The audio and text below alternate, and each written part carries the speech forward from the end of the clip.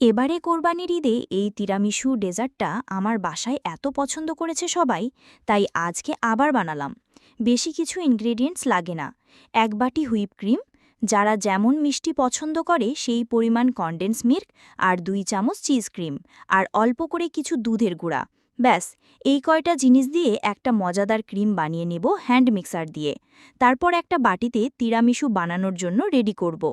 তারপর একটা বাটিতে কিছু কফি পানি দিয়ে গুলিয়ে নেব। এরপর আমি 1 প্যাকেট এনার্জি বিস্কুট নেব। কফির পানিতে সেই বিস্কুট ডুবিয়ে সেটি রেডি করা বাটির মধ্যে বসিয়ে দিব। এইভাবে 2 লেয়ার দিতে হবে। আমি যদিও 1 লেয়ার দিয়েছি, আরেক লেয়ার দিতে ভুলে গিয়েছি। এরপর ক্রিম দিয়ে দিব বিস্কুটের উপর।